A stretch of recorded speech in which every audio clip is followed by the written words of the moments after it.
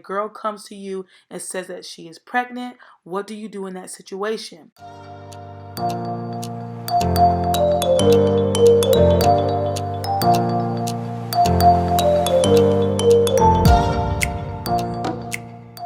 Well, hello, school counselors and school counselors to be. Thank you guys so much for coming to my channel, The Inspiring School Counselor.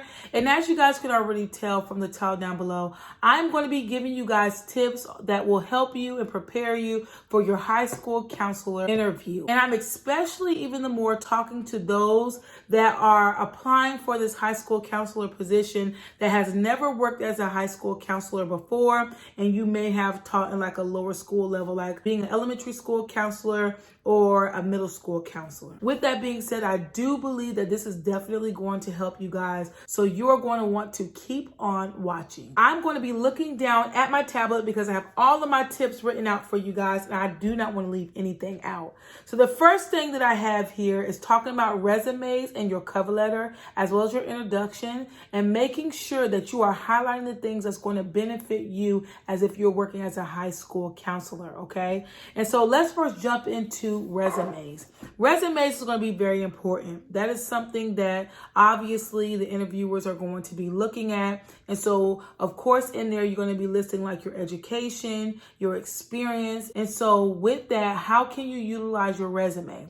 For one, you want to make sure that you put in the description box of whatever experience that you have. So for me, I work in a primary school setting, so I list my school, and whatever it is that I put in that description box, I also want to make sure that it's going to highlight the things that's going to be beneficial to the high school position. And so with that, I will put things in there like me working with students concerning college and career readiness, lessons that I've done, individual counseling and small groups that I do for the kids, as well as putting on events like Career Day, and even just touching on the fact that I am the DCS case manager, the suicide protocol case manager, as well as working with other organizations in the community to bring the resources needed for the students. So I just wanted to show you guys an example of what I was talking about in regards to your resume. And when you put your experience, you're going to put the name of the place that you have worked. And then underneath that, you can put a description of the things that you have done.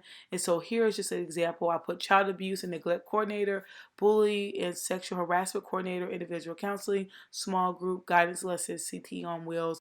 This is actually a screenshot of one of my videos that I posted. So I'll put this down in the description below. I begin to talk to you guys about resumes, how you want to set that up, how you want it to look whenever you are applying for jobs. All right, you guys, let's get back into the video. Now let's start getting into our cover letter. So the cover letter is going to be the same exact thing, but this gives you a little bit more opportunity for you to kind of go in a little bit more detail about what it is that you do. With your cover letter, you want to make sure that you're once again highlighting those things that's going to be a benefit for the high school position. So this is just for example purposes, but I just want to give you guys an idea of what your cover letter could possibly look like and what it might say. But it's going to just basically complement the high school position in which you are applying for. So a lot of this has a lot to do with careers and small groups that you have implemented with 11th grade students, and individual counseling, DCS referrals that you might have had to put in. Those different things like that. So you can feel free to look over this. I just want to give you guys an example. I want to get on here really quick just to go in a little bit more detail. The experiences that you're going to be putting in your resume and your cover letter is going to be things that you have done, okay? You're just going to pick and choose the things that's really going to highlight and complement the high school position. Now, if you are one that has never done career and college readiness, small groups or anything like that, then you're not going to be able to put that in your cover letter or your resume. Or if you are one that never worked in a high school setting for internship, then you're not going to be able to put that once again in your resume. So it's very much important that you just keep in mind of just everything that you have done throughout your graduate school career, and not just your graduate school career, but even when you're working as a middle school or a elementary school counselor. Just pick things that you feel like would really complement you working in that particular setting that you are applying for, which is high school. All right, so you guys just keep that in mind. Let's go ahead and jump right back into the video. So now I want to talk to you guys about the introduction part, okay? When you're actually sitting in front of those that are interviewing you. utilize this opportunity to be confident and just really talk about just who you are and why it is that you have this love or you want to work with high school students. I actually remember when I was sitting in that interview for that high school counselor position where I began to just talk about, of course, who I am, where I went to school, but also sharing with them my love to work with high school students and being able to be a part of them transitioning from being in school to trying to figure out what they want to do outside of school. And I just began to just really elaborate on that. So the second tip that I'm going to give you guys is making sure that you are studying the website. I cannot stress this enough of how important it is for you to look over that website, because a lot of these high school websites can be very, intricate. They can have different tabs going to different areas and places. And so you really want to make sure that you give yourself enough time to really just study that and go through what it is that they're doing so you can become familiar with the different programs that they have, the classes that they might have for the students. And most of the time, whenever you are going to a high school website, you are going to see like the programs of study and just see, how all of that works out. I realized whenever I went into my high school counselor interview, all I did, to be honest, was I glanced at the website. I didn't give myself enough time to actually study it and, just figure out everything that is going on in the website. And so when I got in the interview and they would ask me questions concerning it, and guys, I'm going to be fully transparent with you guys. One of the questions was, did you get a chance to look at the website? And I said yes, but there wasn't a lot of things that I was able to find on there. And y'all, let me tell you, after that interview, I went to that website. Everything that I needed was on there, okay? I just didn't take the time out to really, truly study it and go through it. So I cannot stress this enough, you guys. Make sure you go to that website. So now we're going to get into tip 3, and that is call the school in which you are applying for the high school position and see if you can get a form, like a scheduling form. It can be blank, but just ask if you can get a scheduling form because you want to become more familiar with how the scheduling process works. And even ask if you can get a program of study handbook, if they have any manual. Now, if they don't have like a manual type or like a printed version, then hopefully they have that on their website that you're able to just pull up. But I definitely recommend for you guys to call them to see if they can give you that schedule form and program of study handbook. Because while you are waiting to get that interview scheduled and to sit in there and talk to those individuals that's going to be interviewing you, you could be utilizing that time to just study everything that they have going on. You could be utilizing that time to see if you can teach yourself how to schedule classes. And then also you can actually show them that you have went the extra amount and you reached out ahead of time to see about learning how to do scheduling if you've never done it before. They're actually able to see how proactive you are and how serious you are taking this interview and wanting this position. So I want to let you guys know that it might not be called program of study. Another name that it could be called is a course catalog. And so I want to just clear that up for you guys really quick, but you just have to ask them. But I want to actually show you guys an example right now what that could possibly look like. So I just pulled up this random school, Loudon High School. This is their academic course catalog.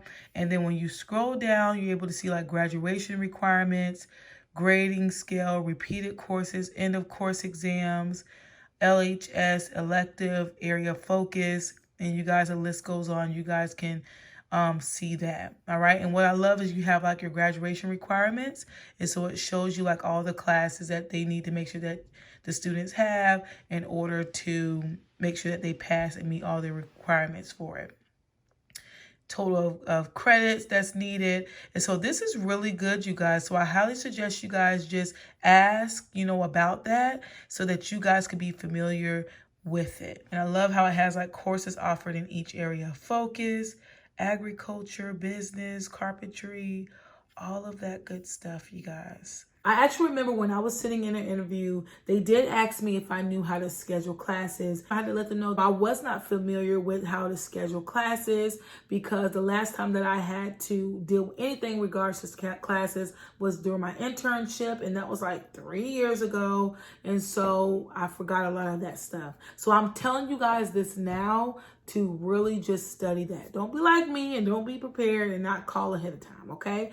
Do what you got to do so that you can get the high school counselor position. The fourth tip that I have for you guys is that if you know anybody that works there or a student that might go to school there, ask them questions. I believe that that's going to be a lot of valuable information that you're going to be able to take in and you're going to be able to apply it during your interview. Also, the good thing is that if you do know someone that already works in that high school setting or a student that goes to a high school, then they're able to get that information for you that I told you guys in step 3, which was getting like that programs of study handbook and getting that schedule form that you can look over. Fifth tip that I have for you guys is for you to be familiar with testing, okay? So I'm talking about ACTs, SATs, EOCs, etc. You guys, all the testing that they have going on, I highly recommend for you guys to be familiar with that and just, have some knowledge, because those are questions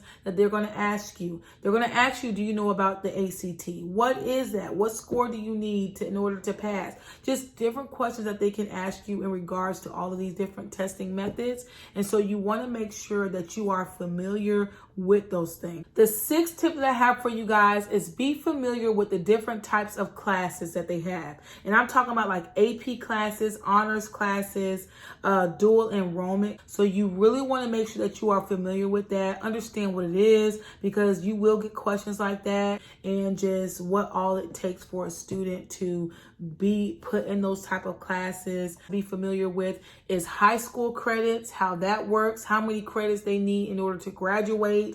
So be aware of that. Also college credits, that's important. And that's also getting into when you have those students that's doing dual enrollment. And so being familiar with college credits. Also be familiar with FAFSA, okay? So the seventh tip that I'm going to give you guys is that you want to make sure that you familiarize yourself with scenario questions that you could possibly be asked. So for an example, you might get a question like that you have a student that needs to take this certain math class and they need it to graduate, but they don't feel like they are capable and is begging you to change them out of that class. What do you do? Or you might get a question that says that a girl comes to you and says that she is pregnant. What do you do in that situation? Or a student realizes that they can't get into their dream college. What do you say to them? What steps are you going to do to help them with that situation? Also, a student comes to you and says that another student is threatening to kill themselves, but that student that came to you does not want to give you the student's name. What do you do? How do you handle that situation? And lastly, a student is having issues with a teacher and they want to switch classes, but they need that class. What do you do then? All right, you guys, so those are examples for you guys. Let's continue with the video. So that is all the tips that I have for you guys right now. I'm sure that I can think of many more to add to this list. But if you have some that I have not yet mentioned, please put that down in the comments below, because you guys know not only would I like to read it, but I know others would like to read it as well. As well as if you have any questions for me, reach out to me at theinspiringschoolcounselor@gmail.com and I will get back with you guys as soon as possible. I thank you guys so much for your time. If you have not subscribed, make sure you subscribe and make sure you hit the notification bell so that you can be notified every time I upload a video. I'll see you guys next time.